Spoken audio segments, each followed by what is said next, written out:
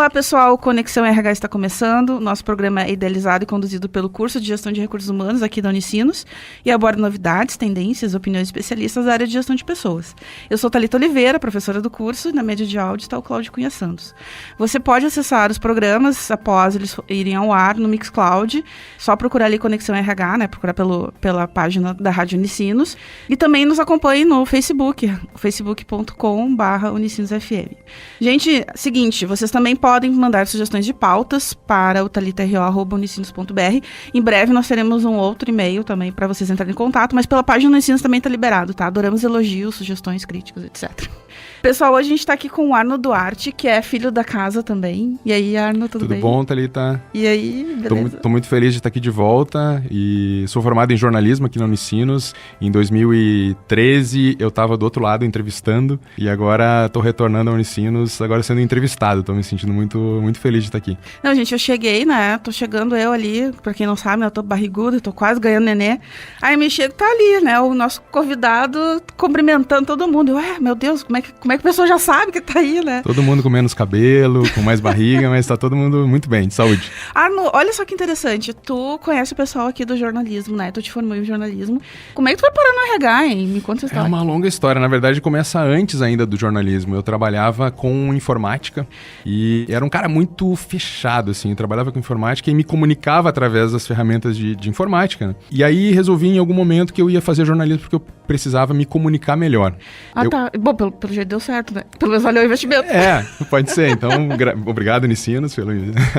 Mas eu procurei o jornalismo justamente porque eu queria me comunicar melhor, eu queria desenvolver a minha parte de comunicação. E aí foi algo que eu me apaixonei muito pelo jornalismo, adoro, trabalhei um pouco aqui também dentro da rádio. E ao mesmo tempo continuava trabalhando com informática e comunicação e em algum momento as duas coisas se fundiram. Comecei a trabalhar com intranets, como gestão de conhecimento dentro de áreas de RH, implantando esses sistemas dentro de áreas de RH. Em determinada data lá, um gerente de RH me olhou e disse, cara, esse cara que faz jornalismo e trabalha com informática, ele seria um bom recurso aqui para trabalhar dentro da área de comunicação interna da empresa, né? Desenvolvendo o sistema de intranet e também melhorando os canais de comunicação, ajudando a empresa aqui na gestão dos canais de comunicação interna. Que é esse know-how, né? Às vezes a gente vê, por exemplo, psicólogo, não, cara, nada contra, mas psicólogos trabalhando com intranet, né? Falta, às vezes, um conhecimento técnico, né? Acho que esse cara, esse diretor, ele foi super visionário, Sim, né? Exatamente. Até hoje eu fico... Na época, né, eu olhava assim, como é que o cara me enxergou, né? Caça-talentos, exatamente. E foi muito bom isso, porque aquilo potencializou esse conteúdo todo que eu tinha. Conectou todas as coisas que eu gostava de fazer. Trabalhar com informática, de alguma forma, e aquela vontade, né, de trabalhar com comunicação. E a partir disso, então, comecei a entrar dentro da área de recursos humanos, comecei a desenvolver também trabalhos com responsabilidade social e desenvolvimento de pessoas, desenvolvimento de comunidades, desenvolvimento de pessoas para se comunicar melhor também dentro das empresas. E esse caminho dentro de RH começou a ser construído a partir disso. Então, a partir daquela pessoa lá, aquele visionário lá que me enxergou. E eu até vou falar o nome dele, Ronaldo, hoje é diretor de RH na Artecola. Então, muito obrigado, Ronaldo. O Ronaldo já esteve aqui. Ronaldo já esteve aqui? O Ronaldo ele era da... Como é que é de uma empresa lá de Montenegro? Da Frangosul. Isso aí. Isso, lá que a gente trabalhou junto. Capaz, sim, o Ronaldo. Sim. Não, ele já teve, já conversamos com ele aqui, sim. E antes, eu trabalhei junto com ele na John Deere, né? Mas eu era terceiro lá, então implementando intranet. E quando ele foi pra Frangosul, acabamos interessante que a área juntos. dele é finanças, né? E ele foi parar... Eu acho que ele era da finanças. E ele foi parar na então, o que eu acredito muito, e aí vem muito ao encontro, né? É que o profissional ele tem que ter diversas capacidades. E aí esses talentos todos, eles vão se colocando a serviço da vontade de trabalho. Eu tinha esse conhecimento de informática, tinha o conhecimento de comunicação e a partir dessa entrada dentro de RH comecei a adquirir outros conhecimentos que foram agregando dentro do meu trabalho. E é isso que o profissional tem que buscar, né? É somar todos os seus talentos, os seus sonhos para desenvolver a sua profissão. Então, por mais que eu estivesse trabalhando em informática, eu queria trabalhar com gente, eu queria trabalhar com comunicação. E acabou tudo dando certo. Mas tu tinha clareza disso, assim, dos teus talentos, das tuas competências? Porque hoje eu vejo, assim, principalmente o jovem, não sei que idade tu tinha que tudo isso aconteceu, mas que o jovem, ele fica muito perdido, assim. Ele consegue perceber, isso não tá muito legal, mas ele não consegue ter clareza. Tá, mas o que eu sou bom, afinal? Pra que eu vim pra esse mundo, né? Tu tinha, assim, essa clareza, que hoje com certeza tu tens, porque eu fico imaginando, assim, como é que foi, olha só, alguém viu que eu me daria bem nisso aqui, e não é que eu tô me dando bem, tu tinha essa clareza? Não, eu acho que eu não tinha essa clareza, e eu vou te dizer que ainda hoje melhorou, mas ainda sempre tem dúvida, sim, né? Claro. A gente também tá sempre mudando. A gente nunca tem certeza de como que vai ser o dia de amanhã, o que a gente vai... Daqui a pouco eu posso deixar de gostar disso que eu tô fazendo hoje, e amanhã eu quero fazer outra coisa. Mas naquela época não, naquela época eu tava mais vivendo e experimentando, e acho que dei muita sorte também nisso. Mas a partir do momento que eu comecei, e aí é um ponto também que já entrando um pouquinho na entrevista, né, que é a coisa do autoconhecimento. Eu bato muito nessa tecla, e nessa época em que eu comecei a trabalhar com RH e puxei as coisas da informática, eu era um cara que só vivia. Só fazia as coisas e deixava a vida me levar.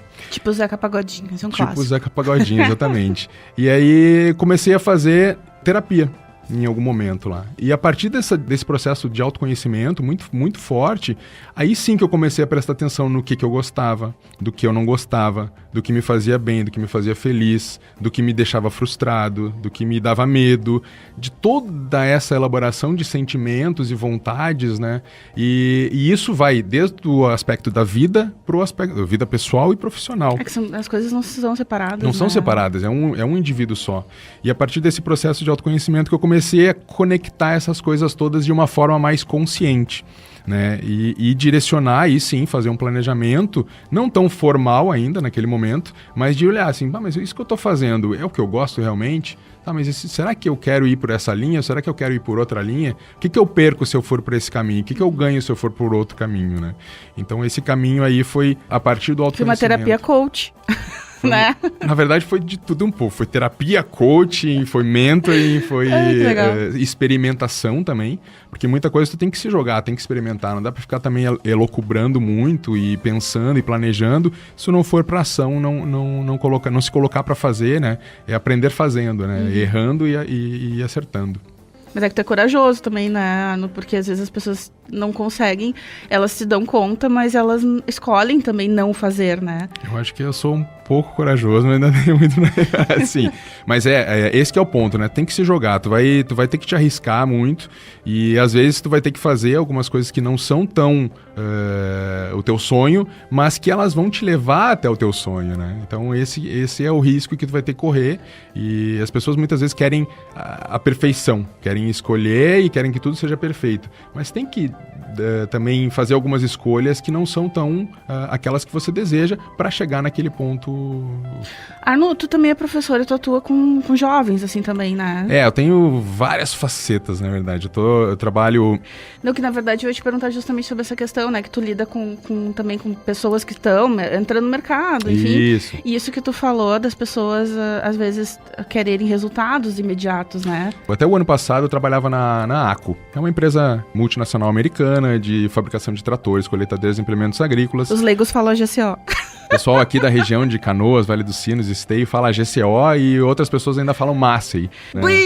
Meu sogro trabalhou na Massey 10 anos. Isso. Então eu vinha nesse mundo corporativo e aí decidi virar consultor. Então abri uma empresa agora que chama Favo Desenvolvimento Humano para trabalhar o desenvolvimento das pessoas, para trabalhar autoconhecimento, para trabalhar planejamento de vida e carreira, desenvolvimento de lideranças.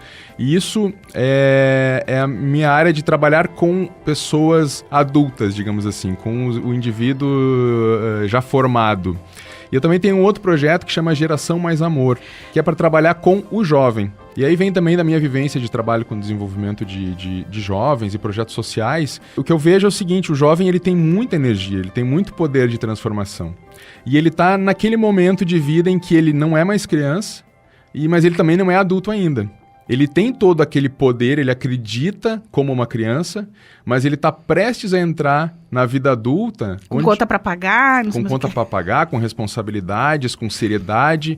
Então o ponto o meu desejo é trabalhar com esses jovens para que eles mantenham essa chama, esse poder e essa força que eles têm para transformar a vida deles e a vida de outras pessoas também na sua vida adulta, né? Então é meio que voltar no tempo. Em vez de trabalhar com o adulto, que vai demorar um pouco mais para trabalhar com ele, talvez, eu vou lá na fonte, vou trabalhar com o jovem que ainda dá tempo de potencializar os talentos, os sonhos, os desejos que ele tem, para que ele tenha uma vida mais feliz a partir, né, dessa transformação pessoal. Que trabalho bonito e diferente, porque eu fico imaginando, né, como trabalhar o jovem para que ele não se frustre, e também a questão da crítica, da censura, né? Porque, claro, nós somos adolescentes, nós já tivemos a vontade de mudar o mundo, e aquela coisa que os nossos pais dizem, mas tem que trabalhar nisso porque isso dá dinheiro, ou te acalma, né, que tu não pode ter o mundo, e assim tu vai escutando da tua família algumas cobranças, né, do tipo, tu vai fazer o quê na faculdade?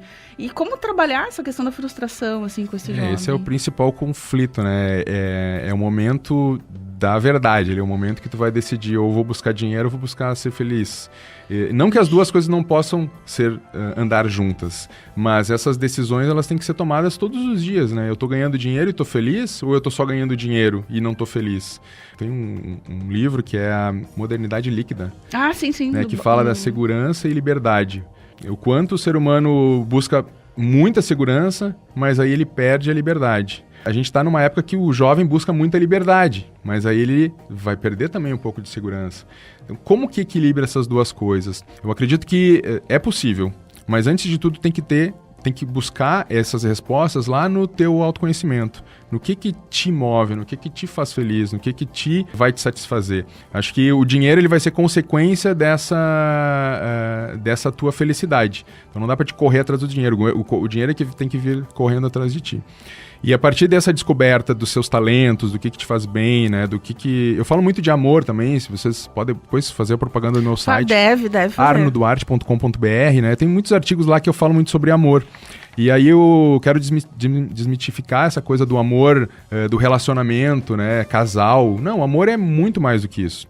É o quanto eu amo quem eu sou, o quanto eu amo as pessoas com quem eu me relaciono, o quanto eu amo o que eu faço, o quanto eu amo o mundo onde eu vivo, a comunidade onde eu vivo, e o quanto a gente troca esse amor, né? O quanto a gente expande, a gente faz com que esse nosso coração, a força do amor, the power of love mesmo, faça mudanças transformadoras no mundo.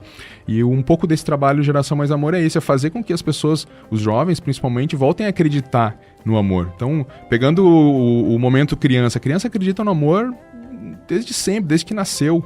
O jovem já vai perdendo um pouco essa esperança, vai apagando um pouco essa chama, mas ainda está lá dentro, está dentro de cada um de nós. Uhum. Então, trabalhar com o jovem, ou mesmo trabalhar com o adulto, é isso, é resgatar esse amor por si, pelo outro, pelo mundo, e colocar esse amor a serviço de alguma coisa maior.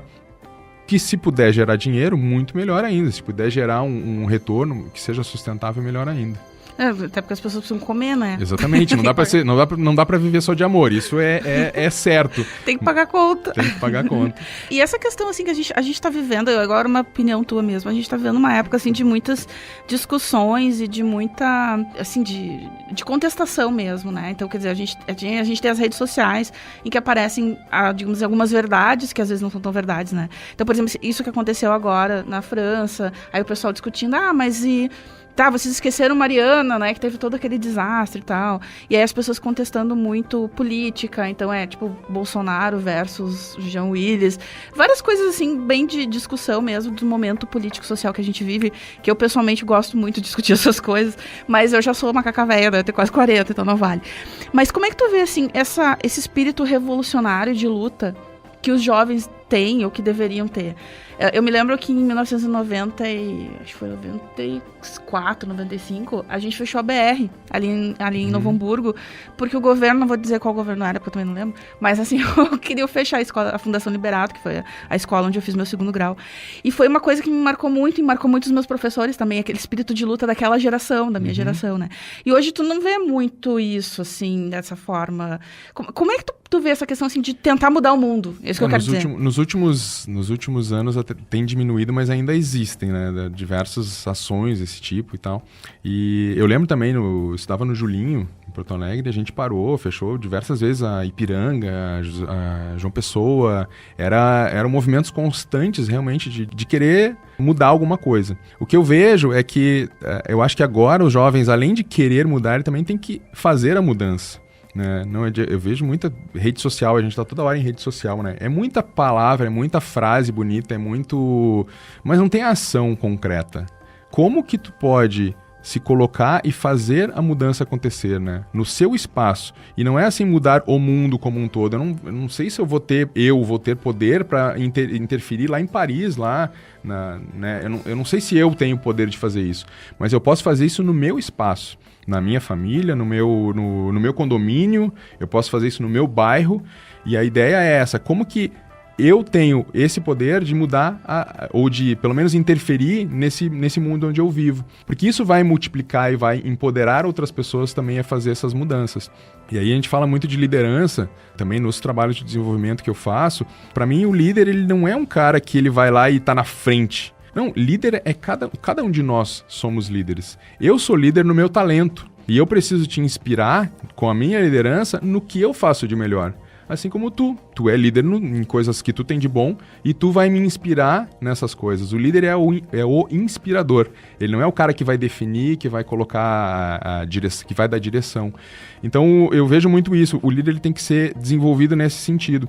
E aí, em direção às mudanças, às transformações que o mundo precisa, eu tenho que liderar o meu espaço, né? Então eu tenho muita vontade de fazer um trabalho no condomínio, lá onde eu moro.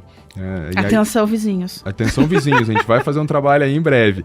Justamente pra gente unir primeiro o grupo, se conhecer. Quem é que conhece o vizinho da porta? Eu não conheço direito nem meus vizinhos da rua, né? Eu não sei o nome dos meus vizinhos. E admito, não sei mesmo. Eu sei o nome do síndico, sei o nome dos porteiros, sei o nome da zeladora. Mas eu não conheço os meus vizinhos. E aí a gente fala de Mariana, fala de Paris, fala da Rússia, Mas como que a gente quer que o mundo seja um mundo de paz, um mundo de empatia, se a gente tem essas discussões dentro do nosso próprio ambiente de moradia. E aí um dos trabalhos que eu quero fazer lá e que eu desenvolvo também em empresas, em escolas, né, em outros ambientes, é de conectar as pessoas através de, primeiro, um olhar apreciativo. O que tu tem de bom? O que esse espaço tem de bom? O que eu tenho de bom? Na sequência, quais são as tuas histórias? Quem tu é? Já parou para perguntar pro Cláudio aqui? Cláudio, quem tu é? Como é que é a tua história? O Cláudio aqui é o operador aqui. Eu só sei que o Cláudio pega ônibus. Mas já é alguma coisa. Mas tem gente que não conhece nada do colega de trabalho. E a gente trabalha 10, 12 horas, às vezes, com alguém e não conhece nada sobre aquela pessoa ali. Nossa, tu tá me dando uns insights agora. Não sei se o pessoal que vai escutar a gente vai ter esses insights, mas eu tô aqui pensando, nossa, que absurdo. Eu não conhecer meus vizinhos, não saber a história, não apreciar, não valorizar e não estar disposta a solidarizar. Agora tava vindo pra cá, uma moça bateu no meu carro. Ah, meu Deus. Primeira coisa que eu poderia fazer, né? Cara, vou brigar com ela, vou estourar, vou não sei o quê. Aí a gente joga todas as nossas frustrações. Só que eu não sei o que ela tá passando naquele momento. Eu posso, primeira coisa, julgar já ela direto, já dizer que ela é barbeira, que ela não sei o quê, que ela é mulher, jogar um monte de coisa nela.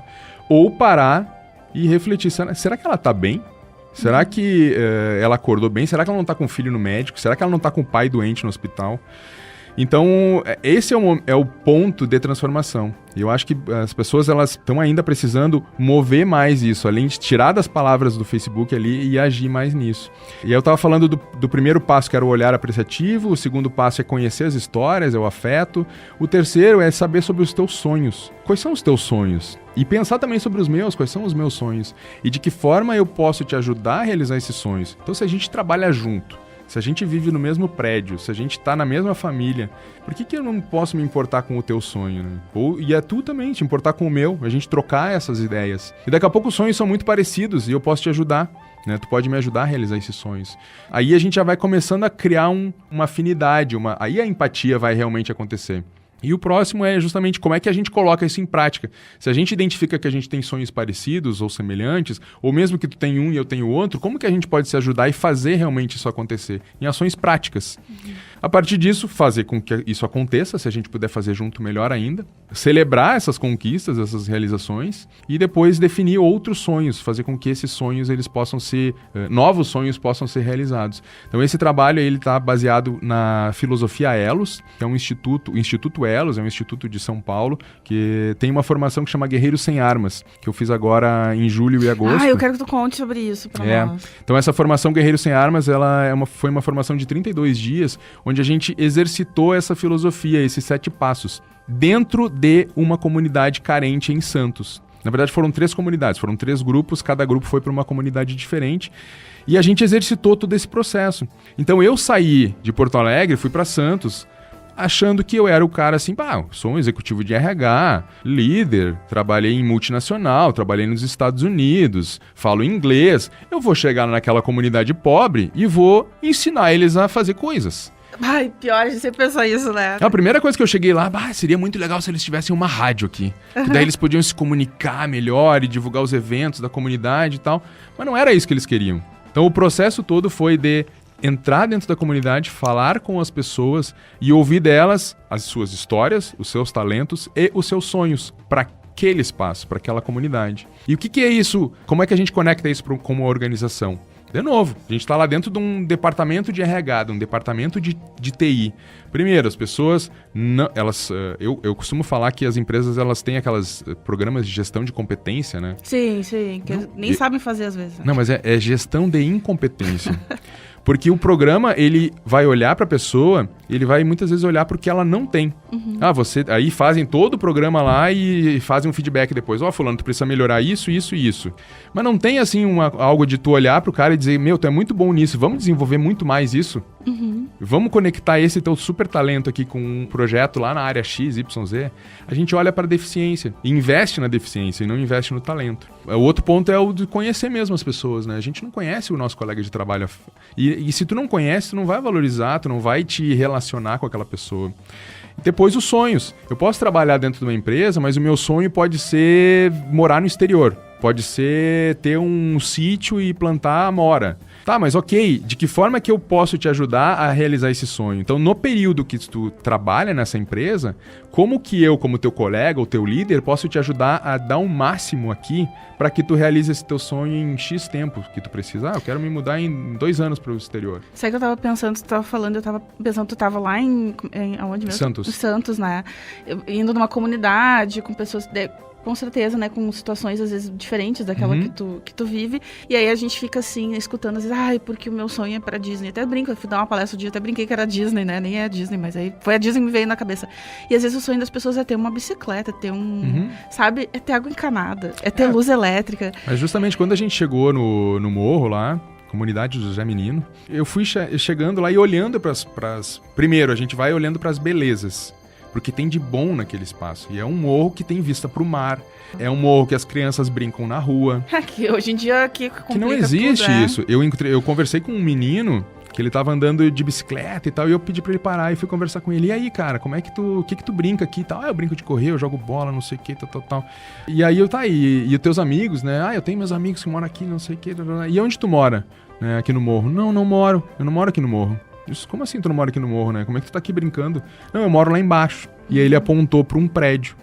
Então ele mora num condomínio, no pé do morro, e ele sobe o morro para brincar com os amigos dele.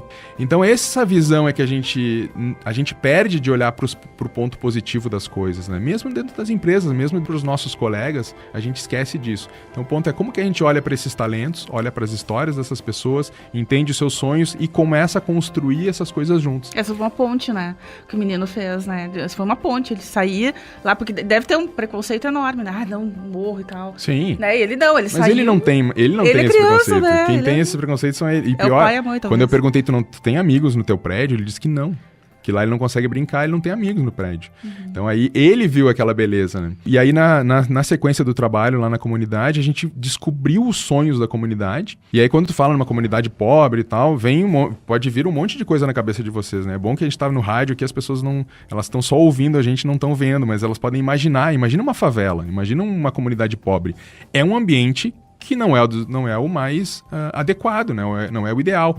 E a gente conseguiu realizar uma coisa muito incrível lá. Em 4 dias a gente construiu, junto com a comunidade, uma praça, um playground, uma quadra de futebol, playground, a praça, a quadra de futebol, uma feira de empreendedorismo e um mural que foi todo pintado pelas crianças e pelos adolescentes, né? Um mural de acho que quase 50 metros, que ficou lindo. Então isso foi a partir da mobilização de todos na comunidade pelo sonho que todos tinham, que era tirar as crianças da rua. Esse era o sonho.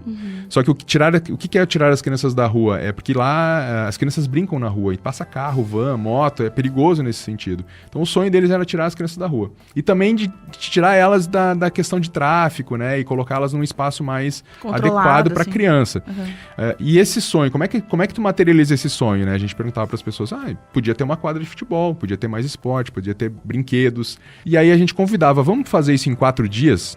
Como assim, né? Eu vou fazer isso em 4 dias? Não, é impossível, né? Não tem como. E aí a gente vai atrás. Fomos atrás de um terreno, que eles também diziam que não tinha terreno, não tinha espaço. A gente descobriu um terreno, descobriu que a prefeitura falava que há 25 anos falava que ia construir uma quadra de esportes e uma praça nesse terreno. E aí a gente foi na prefeitura e disse, prefeitura, a gente vai fazer isso nesse final de semana, nos próximos 4 dias. Ele disse, não precisa. A gente vai fazer. A gente vai fazer, já tá no plano para 2017. 2017, meu Deus. E aí a comunidade já estava empoderada. Não, a gente vai fazer nesses 4 dias. E foi o que aconteceu. Em 4 dias a gente conseguiu implementar tudo isso, gastando R$0. Como assim? Porque aí é que entra um outro ponto, né? Quando a gente se mobiliza, imagina, tenho que construir um muro num morro com, sei lá, 5 mil, 10 mil pessoas. Se cada um der um tijolo, que tire um tijolo da sua parede, vai dar para construir aquele muro. Então o que a gente fez foi isso, foi buscar ferramenta, foi buscar recurso com a comunidade, foi buscar... E aí as crianças mesmo partiam. E aí muitas vezes elas iam nas lojas de material de construção, mas elas não chegam lá para pedir, me dá uma tinta, tio. Não, elas iam contar uma história. Tio, a gente está construindo uma praça, uma quadra de futebol, nós mesmos estamos fazendo. O cara dava um pincel, uma lata de tinta e tal. E aí imagina isso, adolescentes e crianças partindo por tudo que é lado, falando com seus pais e tal. A gente conseguiu arrecadar todo esse material. Nossa, vocês mobilizaram a comunidade inteira. O trabalho é esse, justamente. O nome é mobilização social. E mas mobilização social é trabalhar em comunidade pobre? Não.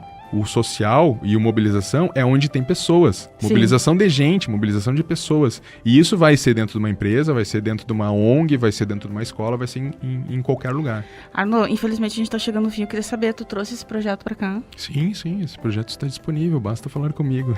Olha aí, pessoal, que legal. Porque, na verdade, o ponto é o seguinte, eu tô oferecendo muito para empresas, porque as empresas elas têm muitos programas de desenvolvimento de líderes. Né? Tem aquela clássica barra assim, eu vou trabalhar desenvolvimento de negociação, desenvolvimento de liderança, feedback, aquelas competências. O que eu estou oferecendo é como conectar uma ação real nisso.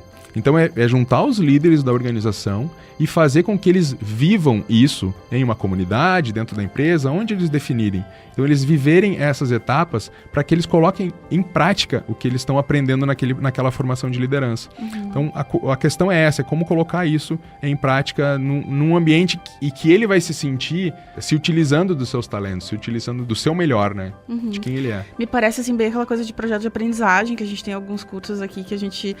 alguns cursos aqui do Unicino a gente trabalha assim, então junta-se várias oficinas, né? De vários conhecimentos e aí no final tu tem que fazer alguma coisa com aquilo tudo. Mais ou menos isso. E aí às vezes as pessoas nem percebem como elas estão articulando essas competências, mas elas estão. E aí quem tá de fora, o mentor, ou seja, quem esteja coordenando aqui, demonstra que tu utilizou isso. Vamos pensar sobre essa articulação, né? Mais ou menos essa linha voltada para a liderança. Tem uma coisa que eu falo que eu acho que o líder mesmo, ele não existe. Ele tá ali, ele é invisível dentro de um grupo. Porque os líderes, eles vão pipocar, né? Eles vão aparecer. E isso, teve momentos lá em que eu era liderado por um menino de 13 anos.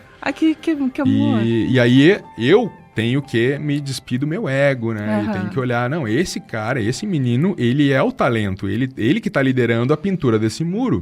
Eu sou um recurso dele nesse momento. Assim como eu era líder em outro momento para minha ou para outras atividades. Bom, eu não sei se tem filhos, mas eu aprendo com a minha filha de 5 anos, né? Claro. Ela às vezes me dá nos dedos assim de uma maneira, eu assim, meu Deus, eu estudada, calejada, né?